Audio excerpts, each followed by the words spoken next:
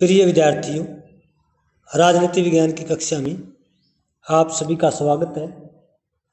आज के video lecture में हम राजनीति विज्ञान के एक बहुत ही महत्वपूर्ण, रोचक एवं प्रासंगिक विषय का अध्ययन करेंगे। आज के अध्ययन का विषय है लोकतंत्र की अवधारणा। लोकतंत्र की अवधारणा का अर्थ क्या है,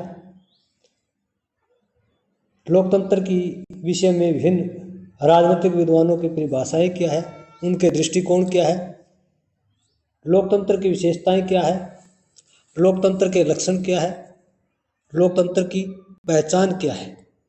तो आइए हम डिस्कस करते हैं लोकतंत्र के बारे में कि लोकतंत्र का अर्थ क्या है। लोकतंत्र राजनीति विज्ञान की एक महत्वपूर्ण एवं लोकप्रिय अवधारणा है। लोकतंत्र वास्तव में अंग्रेजी भाषा के डेमोक्रेसी शब्द का हिंदी रूपांतर है और अंग्रेजी भाषा का डेमोक्रेसी दो शब्दों से मिलकर बना है, डिमोस और क्रेसिया।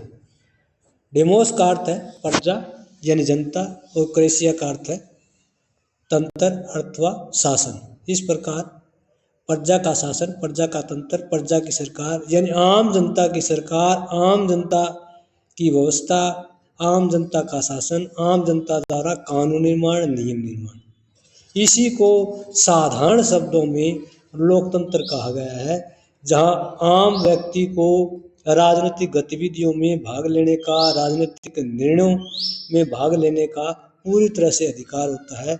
जिस देश में इस तरह की शासन व्यवस्था है, इस तरह का जनप्रतिनिधित्व अधिकार है आम जनता को, उस देश की शासन व्यवस्था को लोकतांत्रिक शासन व्यवस्था कहते हैं। और वर्तमान समय में विश्व का हर देश कहता है कि उसके यहाँ लोकतांत्रिक व्यवस्था है। तो लोकतंत्र जो है वर्तमान समय में विश्व के राजनीतिक शब्दकोश में एक बहुत ही लोकप्रिय शब्दावली है, जिससे किसी भी राज्य की सफलता, किसी भी राज्य की एक लोकप्रिय छवि को बनाने के लिए, बनाए रखने के लिए या उसको उस रूप में स्थापित करने के लिए लोकतंत्र सरकार का, लोकतांत्रिक व्यवस्था का हवाला दिया जाता है। तो आइए अब हम डिस्कस करते हैं लोकतंत्र के विषय में विभिन्न विद्वानों की क्या क्या परिभाषाएं हैं।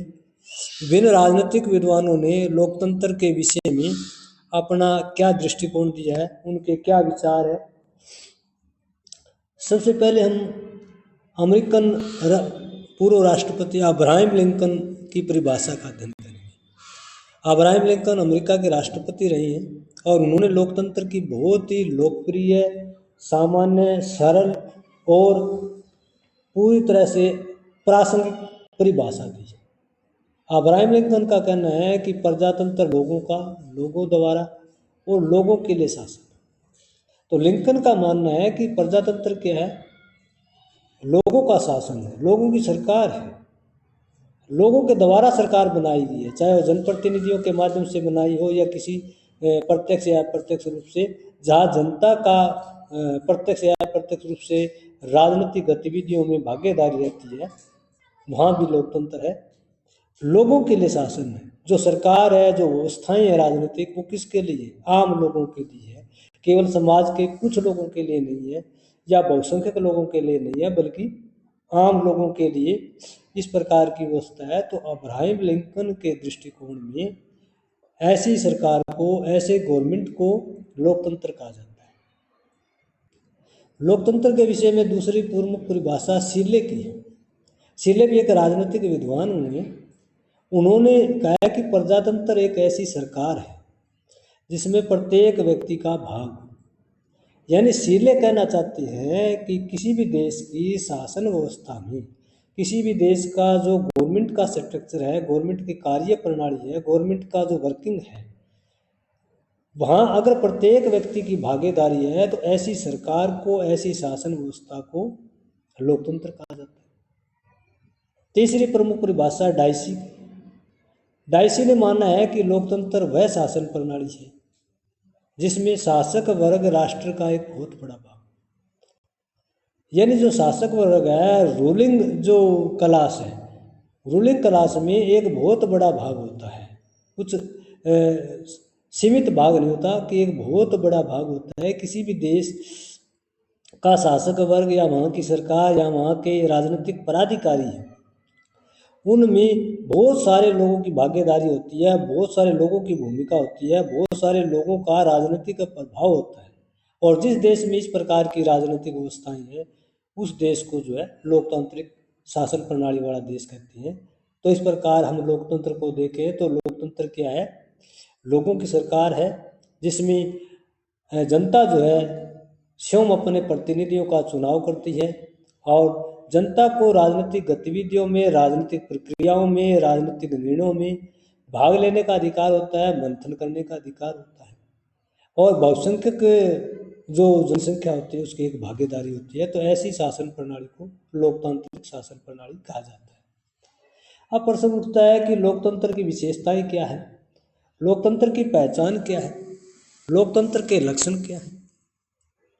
किसी देश में लोकतांत्रिक शासन प्रणाली है या राजतंत्र है या अधिनायक तंत्र है, कुलीन तंत्र है, सैन्य तंत्र है, किस प्रकार की वहाँ पर सरकार की व्यवस्था का स्वरूप है, ये कोई सामान्य नागरिक जो है इस बात का कैसे पता लगाएगा।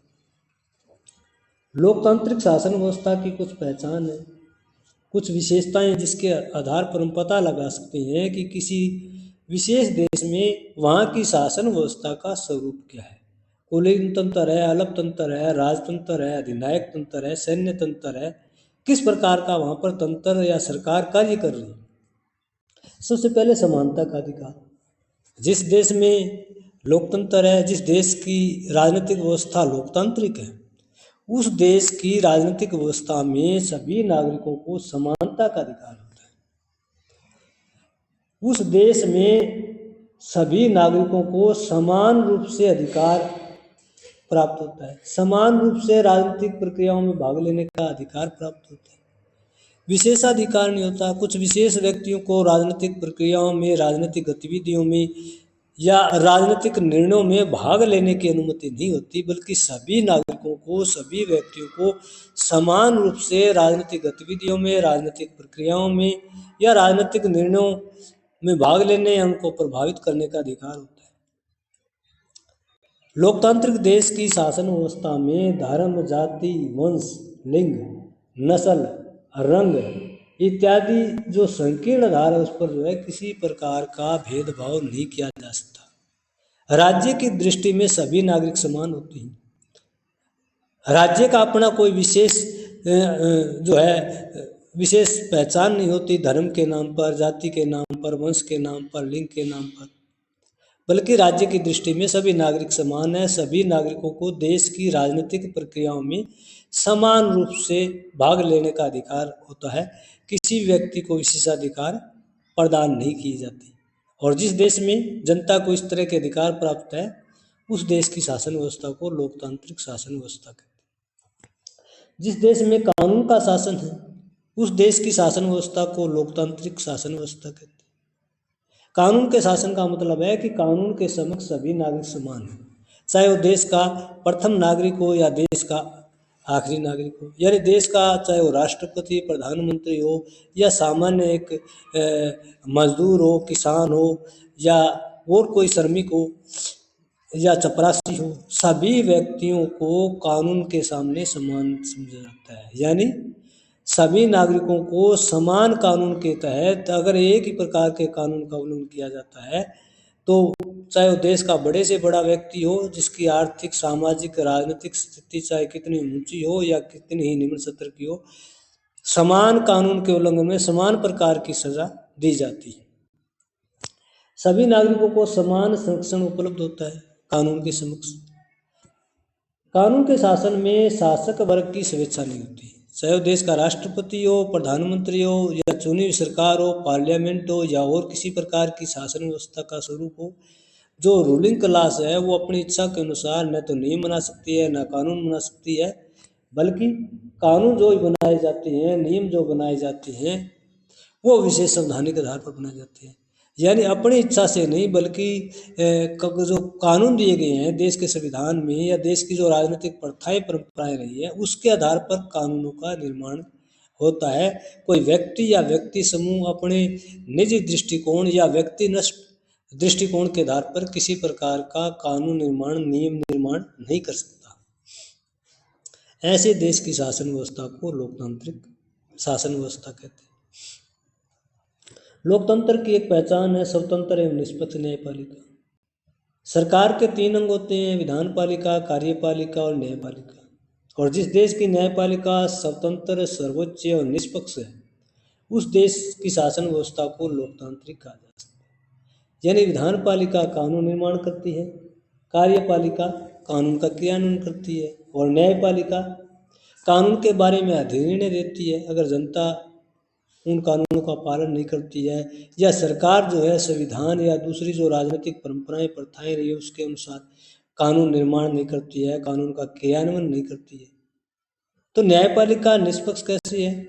न्यायपालिका में अगर देखा जाए तो विधानपालिका और कार्यपालिका के प्रभाव से मुक्त है, तो इसका मतलब न्यायपालिका निष्पक्ष है। न्यायपालिका स्वतंत्र कैसे है कि न्यायपालिका में न्यायाधीशों की भर्ती राजनीतिक आधार पर नहीं की जाती, योग्यता के आधार पर की जाती है, अनुभव के आधार पर की जाती है। जैसे भारत जैसे बड़े लोकतांत्रिक देशों में जजेज है, चाहे लोअर कोर्ट हो, हाई कोर्ट हो, सुप्रीम कोर्ट हो, उसमें ग्रेजुएशन, LLB, LLM और उसके बाद रिटर्न क्वालिफाई करते हैं और अनुभव होता है। उसी के आधार पर स्टेप बाय स्टेप ऐसे न्यायाधीशों की भर्ती होती है, फिर प्रमोशन होता है। राजनीतिक आधार पर कोई भर्ती या प्रमोशन नहीं होती। इसलिए जिस देश की न्यायपालिका स्वतंत्र, सर्वोच्च और निष्पक्ष है उस देश की शासन व्यवस्था को लोकतांत्रिक शासन व्यवस्था कहा जाता है। लोकतंत्र की एक पहचान स्वतंत्र प्रेस है। स्वतंत्र प्रेस को लोकतांत्रिक सरकार का चौथा पिलर कहा गया है, यानी विधानपालिका, कार्यपालिका, न्यायपालिका और स्वतंत्र प्रेस। जिस देश में संचार साधनों पर प्रतिबंध नहीं है उस देश की शासन व्यवस्था को लोकतांत्रिक कहा जा सकता है। जिस देश के नागरिकों को अपने विचार प्रकट करने का अधिकार है, अपनी भावनाएं प्रकट करने का अधिकार है, पत्र पत्रिकाओं के माध्यम से सरकार के गलत निर्णयों की आलोचना करने का अधिकार है, उस देश की शासन व्यवस्था को लोकतांत्रिक कहा जाता है। हालांकि सरकार आवश्यक प्रतिबंध लगा सकती है, सेंसरशिप लगा सकती है, लेकिन अनावश्यक प्रतिबंध जो है प्रेस के ऊपर नहीं लगा सकती, चाहे वो प्रिंट मीडिया हो या इलेक्ट्रॉनिक मीडिया हो। सभी प्रकार के मीडिया पर जनता को अपनी आवाज़ जो है सरकार तक पहुंचाने का अधिकार है। जनता और सरकार के बीच संपर्क भी जो है स्वतंत्र प्रेस के माध्यम से ही हो पाता है। और ऐसे देश में जहाँ पर स्वतंत्र प्रेस है इसका मतलब वहाँ पर लोकतांत्रिक शासन व्यवस्था है। स्वतंत्र एवं निष्पक्ष चुनाव भी लोकतंत्र की एक बड़ी पहचान है। जिस देश के चुनाव पूरी तरह से स्वतंत्र है, पारदर्शी है, निष्पक्ष है, उस देश की शासन प्रणाली को लोकतांत्रिक कहा जा सकता है। जिस देश में संयुक्त चुनाव प्रणाली है, यानी धर्म के आधार पर किसी प्रकार से मताधिकार प्रदान नहीं किया जाता, धर्म के आधार पर चुनाव संपन्न नहीं होते। जैसे ब्रिटिश भारत में जो सांप्रदायिक चुनाव प्रणाली थी कि हिंदू हिंदू को चुनेगा, मुस्लिम मुस्लिम को चुनेगा, इस तरह की जो व्यवस्था है वो स्वतंत्र भारत में समाप्त कर दी गई। स्वतंत्र भारत में संयुक्त चुनाव प्रणाली को अपनाया गया है। इसमें कोई व्यक्ति किसी भी धर्म का हो सकता है, उसको चुनने वाले जो है वो भी सभी धर्मों के नागरिक जो है समान रूप से राजनीतिक प्रक्रियाओं में, राजनीतिक गतिविधियों में भाग लेते हैं।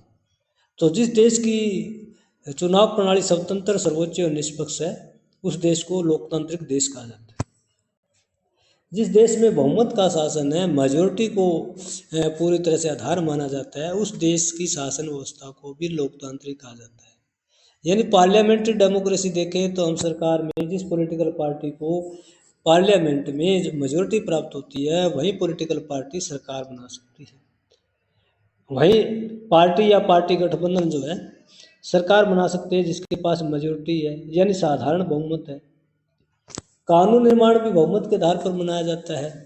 माइनॉरिटी के आधार पर जहाँ सरकार को जो है विशेष प्रकार का बहुमत नहीं है जनप्रतिनिधियों का, तो वहाँ कानून निर्माण नहीं किया जा सकता। सरकार अलमत में आ जाती है। तो एक प्रकार से लोकतंत्र क्या है, बहुमत का शासन है।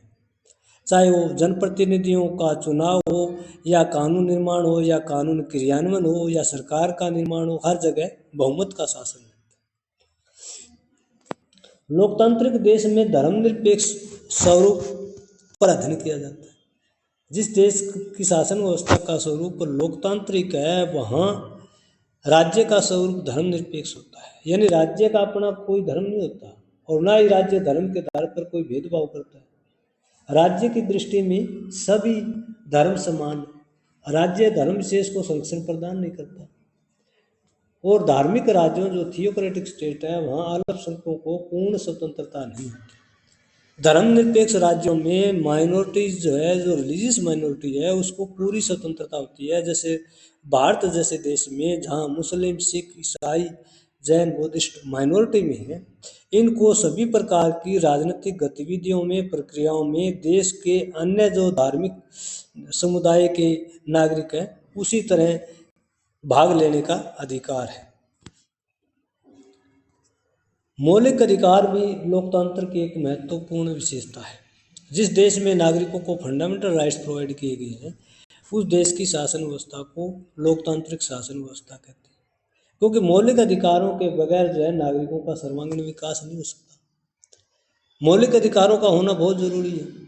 भारतीय संविधान में भारतीय नागरिकों को वर्तमान समय में जो 6 प्रकार के मौलिक अधिकार दिए गए और आर्टिकल 32 में तो संवैधानिक उपचारों का अधिकार दिया गया है कि भारतीय नागरिकों के मौलिक अधिकारों का उल्लंघन होता है किसी भी नागरिक संस्था समूह के द्वारा, तो उसमें जो है वो नागरिक जो है lower court, high court, supreme court में अपना केस फाइल कर सकता है।